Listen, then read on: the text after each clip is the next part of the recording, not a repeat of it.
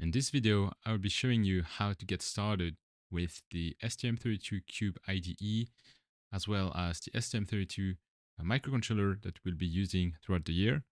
So this is a custom board that I have been developing for the past year, and we have developed some custom firmware on it, and it has been proven to work very well last year. So as a summary, this board here is an STM32H750. It has an external flash memory on which we will program, on which the program resides.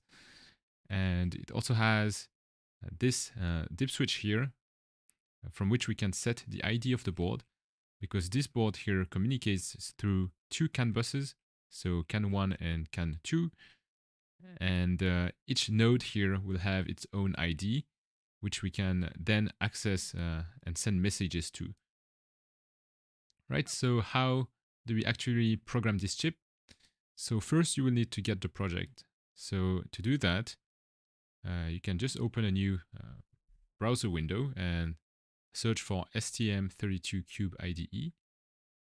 So STM32 Cube IDE, and that will take you to this page here from STM Microelectronics. And in the download section, in the tools and software, you can download the whole software with STM32 Cube MX.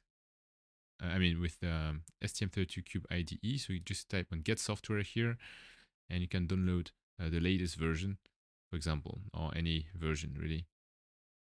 So once you've downloaded this, I also recommend downloading the ST-Link utility tool. So if you type ST-Link utility, you will find this page here, and you can also get the software for that. So once you've downloaded it and you start STM32 Cube, you'll be linked to, you will see this window here, and now you need to open the project that we have been working on.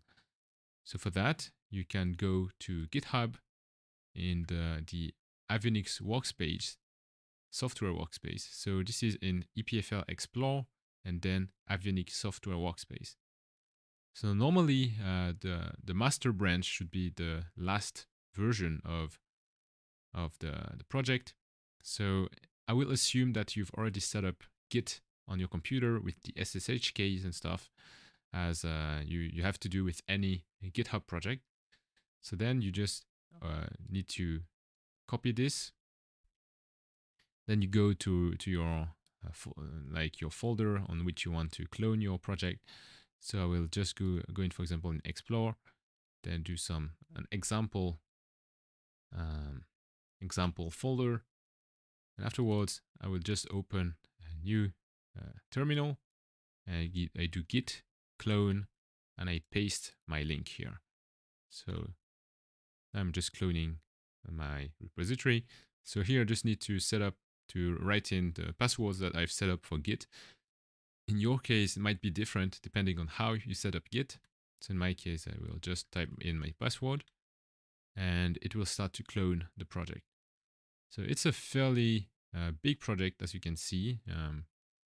So it might be a good idea to discuss with the software systems engineer to see if we can make a new repository, a new clean repository with no garbage files, because this repository has been used for the past 2 years. So we still have some code from the past year, which takes a lot of place. And this code might not be very useful in our case. So just having to wait for it to clone the repository. Okay, so let's wait for a bit. Not for a bit, actually. It's going to take a bit longer.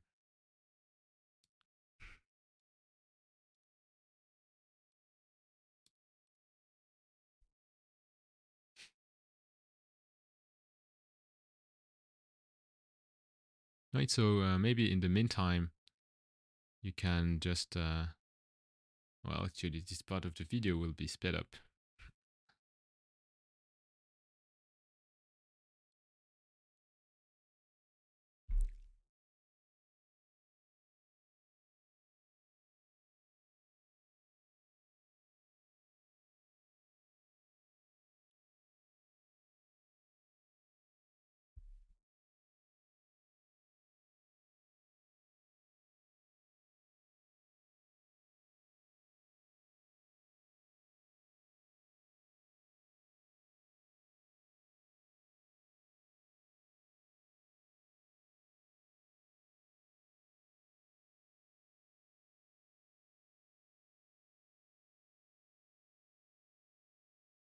All right, so now that you've finished cloning this, it's not yet done. So if you open this, you will find multiple projects.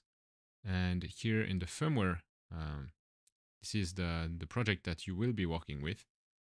So in system here, you will see Broco, which is yet empty because this is an external library that we have written.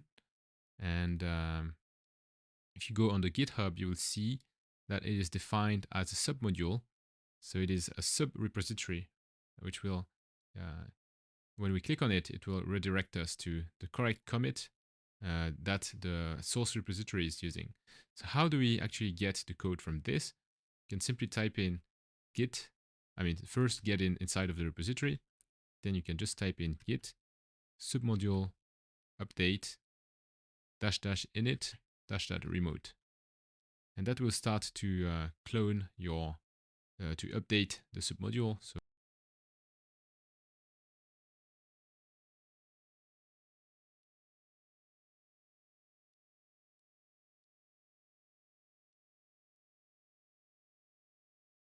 all right. So now that you've finished cloning this, you need to update the libraries. So to do this, you can just type in git submodule update init remote, and this will update the Broco library, which is the submodule that we use. So just type in your password or whatever you have done to set up your Git. So I just type in both of these.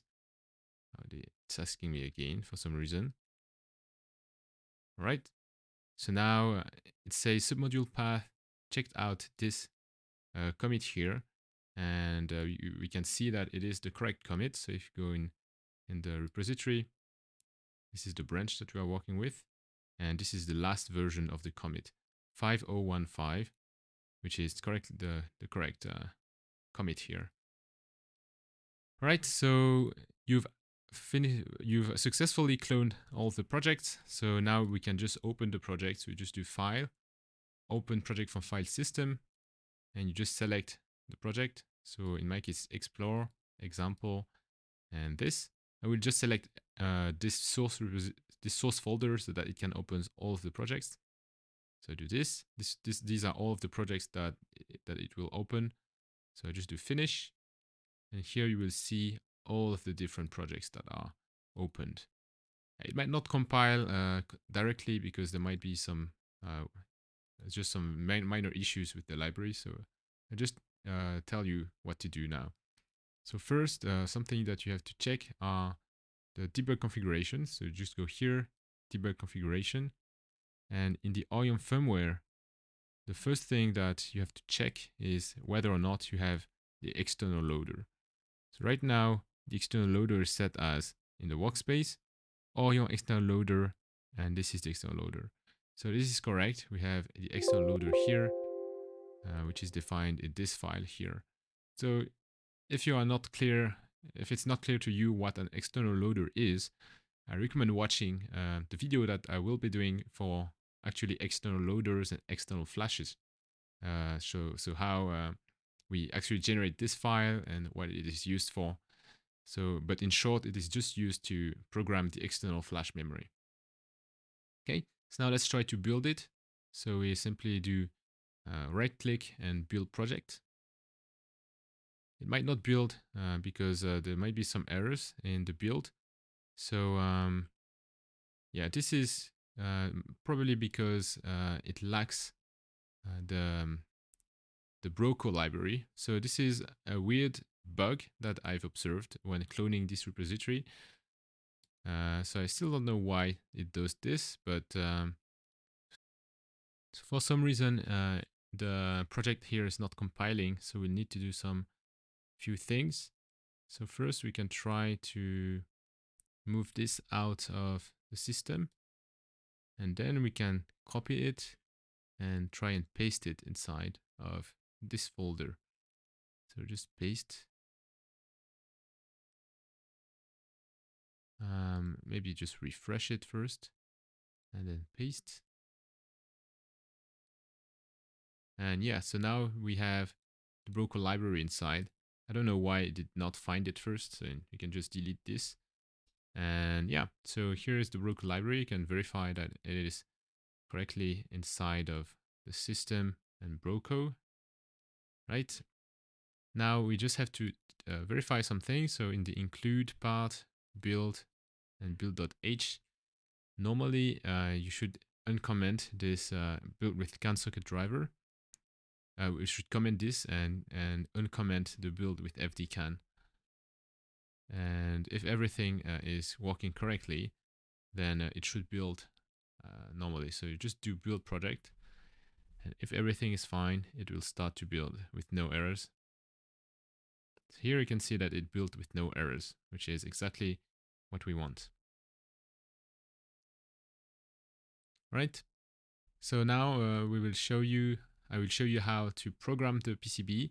So what you need to flash the program, and how you can, for example, place some debug points and breakpoints and analyze the state of some variables and such.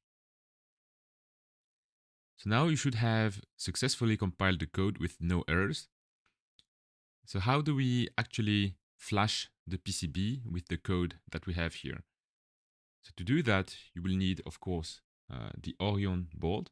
So I am using the version 4 of this board. So here, as a reminder, I will just walk you through what the board is. So this is the PCB that you will be working with. So here you can see on this part, the version of the board that we are working with. So it should be written Rev4, and this is the CAN version. And I'll just walk you through some connectors. So here you will have your debug connector, which is used to debug the board with ST-Link. Here you will have your USB, which is micro USB. So this can be used for either logging data or powering the board when you're debugging. And here you have your connector for the power port. So the power is given by this board. So if you're a bit confused about why we have both the USB and the power, this is because we want to be able to provide more than 500 milliamps. So the USB port here is only able to provide 500 milliamps of current, which sometimes is not enough for some applications. And it's also not very robust, especially in environments where there are a lot of things that vibrate. So we have this external board here, which is a power switching regulator, on which we can plug on this board here, and then we can power the board through this connector, and this will power the board and give 2 voltage rails, so one for 3.3 volts and one for 5 volts, which have more current. So we can have around 2.5 amps for the 5 volts rail and around 1.75 amps for the 3.3 volts. Okay, so I will also show you some other parts of the system that are quite important. So here you have the dip switch. So the dip switch here is used to configure the ID of the PCB. So because this PCB is used in a CAN network, in a CAN bus, we need to set a unique ID for each of these boards so that we can send messages to a specific board. And this also allows us to see from which board each packet comes from. And here we will have on both sides here this switch and this switch here, which are used to terminate the CAN bus, because in a CAN network, the first and last nodes of the network need to have a termination resistor. And this switch here can be used to set the termination resistor for the last node. Then here we will have the 3 hats on which we can, the 3 hat connectors on which we can plug in a hat. So this is an example of a hat. This is an IMU hat in this case. So you can see it here. This is an IMU hat. So there is a 3-axis gyroscope, 3-axis accelerometer, and as well as a 3-axis magnetometer. And you can see that it can be plugged just on one of the hats. You just have to align it correctly. So I just plug it like like this, and you can just plug it in and it will stay in place like this, and you can put it in these 3 spots. All right. Some other connectors that are useful are these connectors. So these connectors here are used for daisy chaining these boards through the CAN bus. So for example, if I want to have multiple boards, so let's say these 2 boards here, then I can connect this. It would be more like this, and I can connect this connector here. I don't know if you can see it on the camera. Maybe like, yeah, let's put it like this. Maybe it's easier to see. So in the system on during the competition, what we did is we actually connected this connector here to the Jetson, for example, and then we will have a cable that goes from this connector to this connector, and then from this connector to the next board, and so on. And we do the same on the other side, so with these connectors, so that we can have 2 buses. So we'll have a first CAN bus here and a second CAN bus here, and by having a redundant CAN bus, we can then communicate through 2 buses at once, which ensures that we have the data at all times, even if one of the bus fails. Right? So now you should have some basic knowledge about the structure of the board. So I will show you how to actually program it. So to do that, if you are actually working on a single board and you just want to develop it, you don't really need to have multiple boards and working in a network as I've described. So let's just work with one board for now. So in order to do that, you will need a few pieces of equipment. So first you will need a debugger. So this is an ST-Link V3 Mini E. So this is an external debugger here that I've talked about before. And normally there should be some in the stock somewhere downstairs. And you can also use, of course, other types of debugger. You could use ST-Link V2, ST-Link V3. So I'll just show you here some examples. Oops, so this is a LinkedIn post, sorry. So I'll just show you a few debuggers that you can use. So ST-Link V2. So the ST-Link V2 is widely used, and this is one of the debuggers that we use, this one.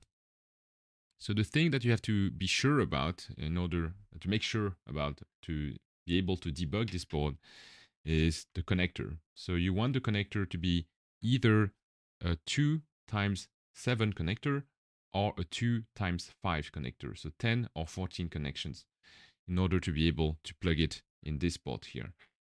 So usually you will have, if you are using an ST-Link V2, you will have one board like this, and you will also have some kind of interface board.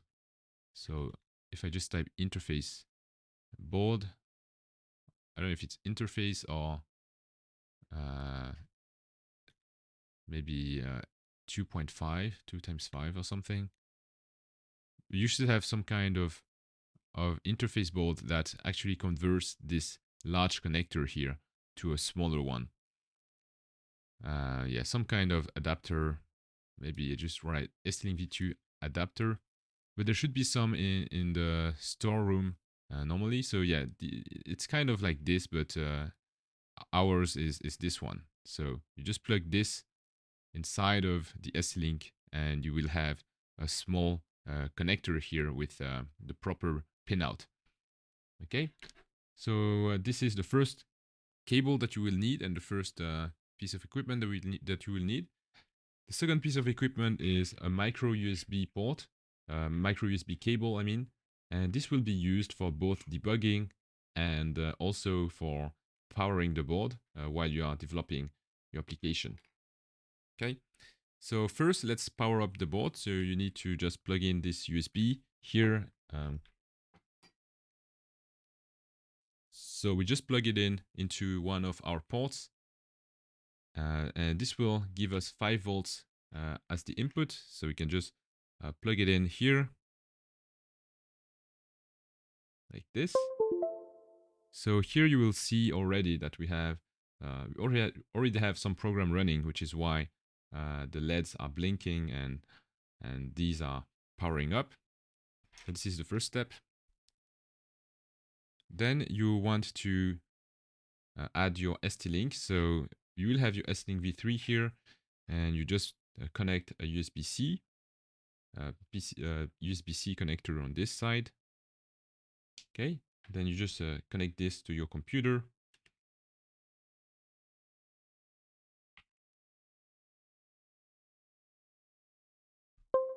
All right.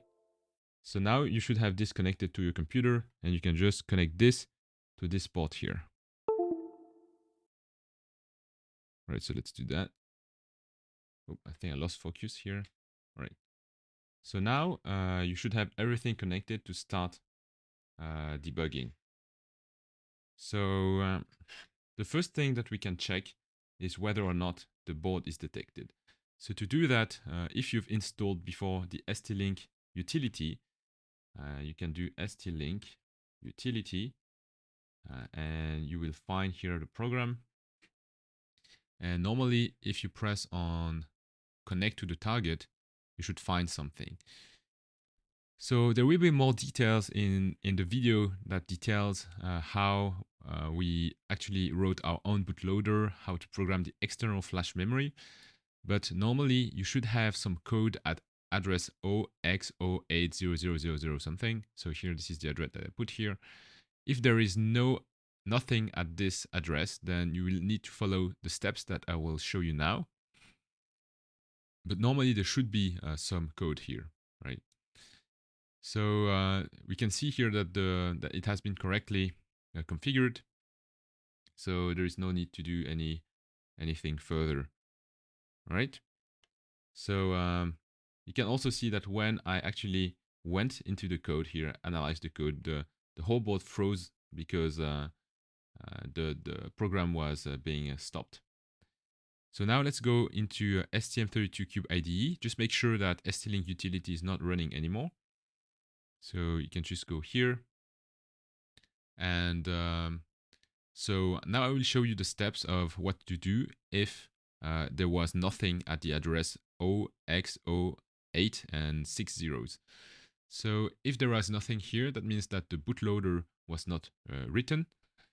And yeah, and also make sure, this is an important step, that this switch here is pointing towards the FM text. So you have BL, so you have BL, which stands for bootloader, and you should have FM, which stands for firmware.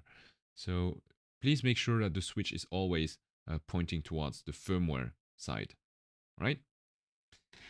So now let's program the board. So you just need to, so I will show you what to do if there was nothing in the bootloader at the address 0x08 and 60. So in this case, you need to run the Orion boot. So you will have to go in, so where is it? Just this. Then you do run as STM32 application. And normally it should, okay, so here there's an error because it hasn't found the ST-Link device. So we just unplug and replug the ST-Link. Sometimes that happens. Let's just unplug it and plug it again. Okay. So there's an error here. Yes, now when I click on debug, you can see which project I'm debugging. So what we want is the Orion boot. So I'll just do this again. Wait, for some reason there's still an, oh, okay, it was because it was not well connected here, which is why it didn't find the board. So okay, so now let's try again. I just have to wait for the, yeah, for it to give an error. So now let's run the Orion boot. So just click on run. It's waiting for debugger connection. So that's all right. Now it has found the board as expected. So here we have some information about the voltage as the input, about the device ID, the type of microcontroller and such. All right. So now you can see here that it is in the main function at address 0x8000 and something, and that we are here in this function. So this function is the custom bootloader that we have written, and more details in the bootloader video. So I won't go into too much detail, but you just need to click on run here. So just click on resume, and normally the bootloader should be written. So now that we've done this, you can simply go on in debug configurations, and you can run the Orion firmware code. So just select this and do debug. And if everything, all right, so this is another error that happens when you flash the bootloader. So you need to unplug and replug the ST-Link again. So let's do that. All right. So now I've just unplugged and replugged the ST-Link. So let's run the Orion firmware. And if everything is fine, it should flash the code. Okay, so everything is working. Now, one tricky thing is to understand what we are doing here. So what I did here when flashing the Orion firmware code is that I didn't flash the code at the address 0x80000 something, but I flashed it at the address of the external flash memory, which is here. So what you want to do when you are here is to press on reset here. So you want to reset the chip, and this will jump at the application address, which is 0x9000. So once you've reset this chip here, then you can start resuming the application, and then you can have the application running. So now the application is actually running. So I will show you a few controls, you could say, of what you should be doing, and maybe some like where the code is starting and such. So let's go into source main.cpp. So main.cpp is the main function and like the initialization point. So if you want to put a breakpoint, you should double click on the line number on which you want the code to stop, so you can analyze some variables. So let's double click here. All right. Now, if I restart the chip, it will go into this main function. It should stop at this point. So let's reset the chip. And now you see that it has stopped on this line. So you know that it has stopped because here we have the resume function, which means that it is currently on pause. So you cannot set an unlimited number of breakpoints, especially in the external flash memory. You can do it if you use another external debugger. So this is an ST-Link, but there are ways to set an infinite number of breakpoints if you use a G-Link instead of an ST-Link, but I won't go into too much detail. So let's put another breakpoint here at HAL init, and I will remove this breakpoint. And if I press on run, it should stop on that line. So you can see that the line is highlighted and we have stopped on this line, which is exactly what we want. Okay. So then it will go through all of these initialization routines and finally go in the MX3 RTOS init. So something that you have to understand is that the threads will only start once it gets to this line. So this is when the scheduler for our OS, which is FreeRTOS, which handles the threads. So this is when the scheduler starts, and this is when the threads actually start. So now I just put a breakpoint here. So I press OK, and it stops on this line. Now, if you want to have more controls about each step, you can use here the step into, step over, and step return functions. So they are pretty straightforward. Now, if I want to go inside of the function, I just press step into, and this will show me what it is doing step by step. So here it will be calling the init function. So I've already explained what the init function does in the previous section. So I won't go into too much detail, all right? But this is how you actually debug the code. So now maybe we can just go into the prober section. So if you remember, the prober was started by this telemetry part here. Actually, no, I'm mistaken. It's actually being started here in the system function. So we are starting here 3 threads, which are actually, as I've said, threads that will check on the I2C port whether or not something is detected. So now let's talk a bit about the prober. So as I've mentioned in the previous video, this prober thread should start a thread to detect whether or not we have a sensor connected on I2C 1, 2, or 3. So what I've did this year is we have actually implemented a custom shell which can be accessed through the serial terminal, and you can see all of the debug information through that shell. So I will give more information in the custom shell video on how we've implemented this part and how it can be modified. So to do this, you first need to open your favorite serial terminal. So I am using Putty in my case.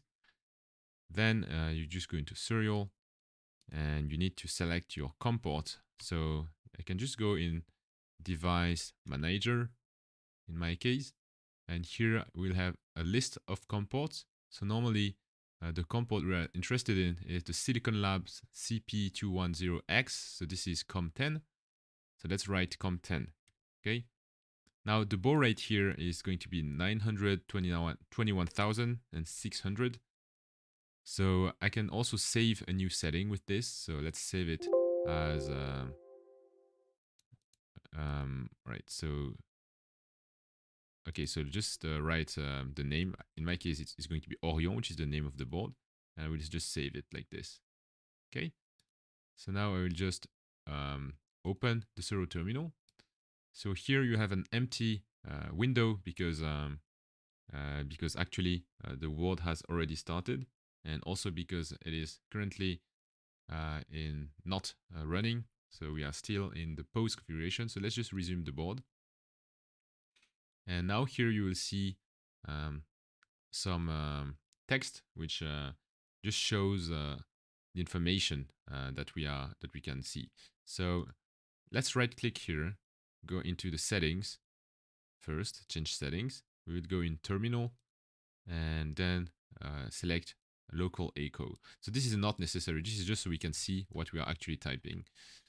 All right, so this, I will give more details about this window here, which is something that we wrote this year in more details. But what you can see here are the debug information. So right now, you can see that we have actually nothing.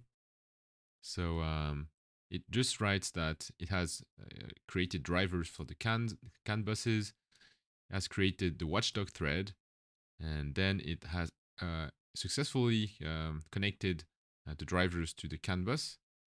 Afterwards, it has created the 3 prober threads here that we can see here, which is correct. And then nothing else. So this is normal. This is because we have no sensors plugged in yet. So this is one sensor, for example. So now let's plug in one of the sensors. So just plug it in on this hat here, just as an example. And you can see that after plugging it, that it has successfully created the thread.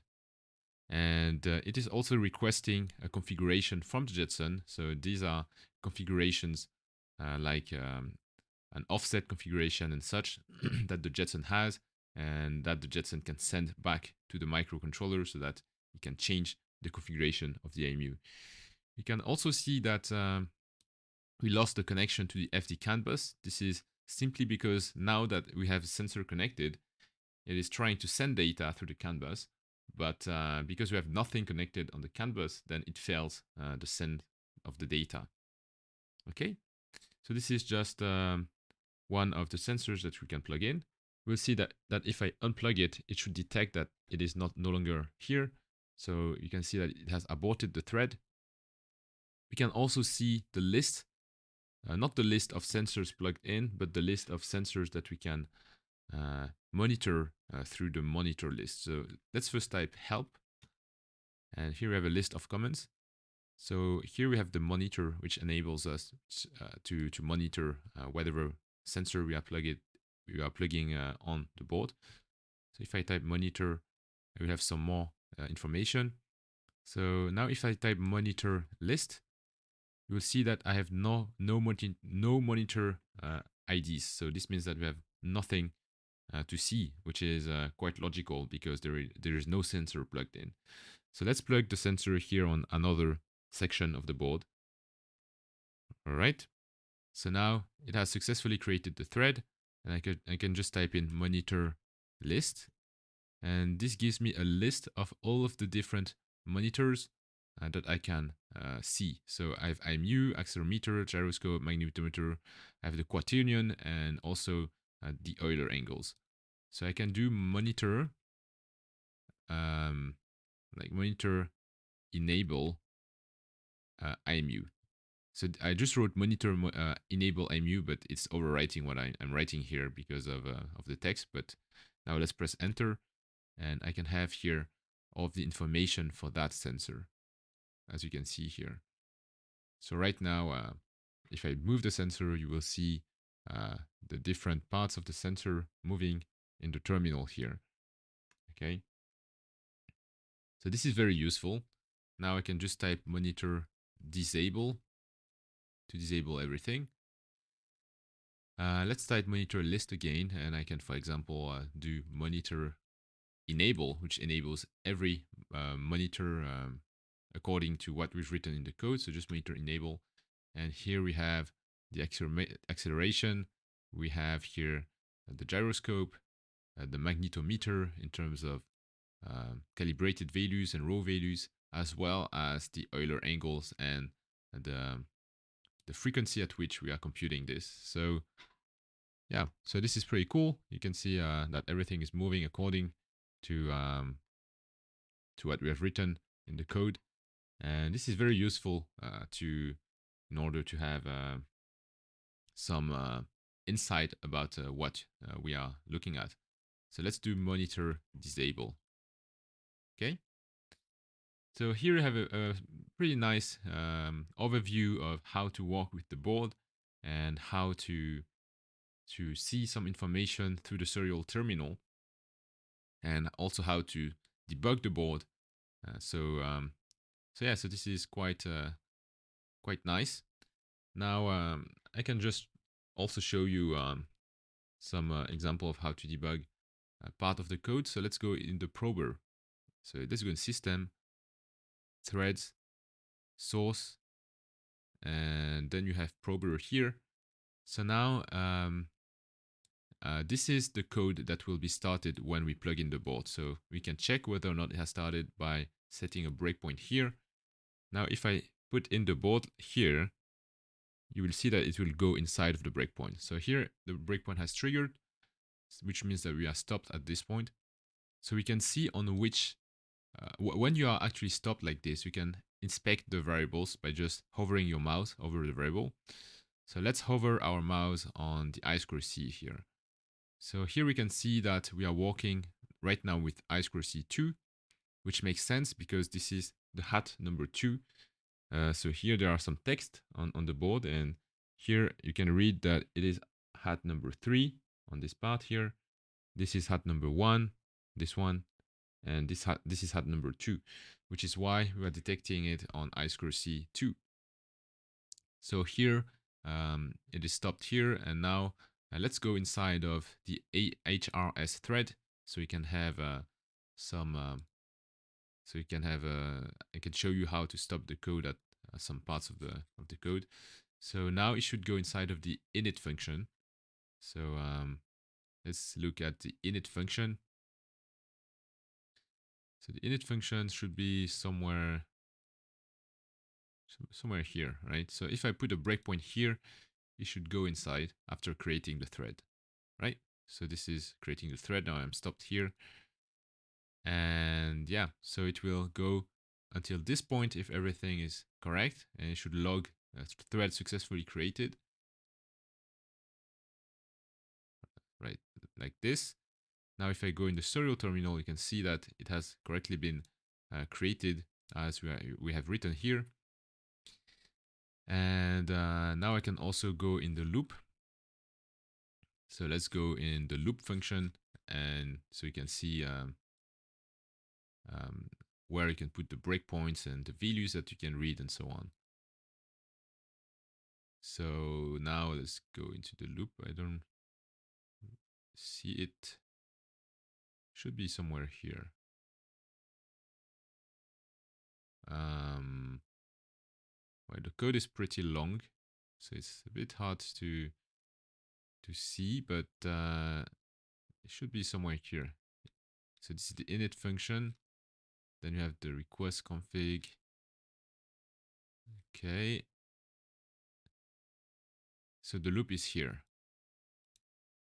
So now let's go here in this loop. So this is only if there are no errors after reading all of the data. So if I put a breakpoint here and I press run, you know that it will stop at this point. And here you can see, you can inspect the data. So if I hover my mouse over the axle variable, you can see the different values that it can take, as well as the gyro and the orientation, which is the quaternion. So it's very easy to use in that sense. And yeah, so all of this code, as I've said in another video, I will explain in more detail in the custom shell, video, and also these will be explained in the custom protocol video on how we actually send data from the microcontroller to another microcontroller or to the Jetson. Okay, so if you have any questions about how to debug the board or how to run the code and flash the board, and even if and also if there are any issues with the ST-Link not detecting the board and so on, feel free to contact me and I will try to answer as fast as I can. All right, see you for our next video, and I hope it was not too overwhelming. So, all right, see you soon.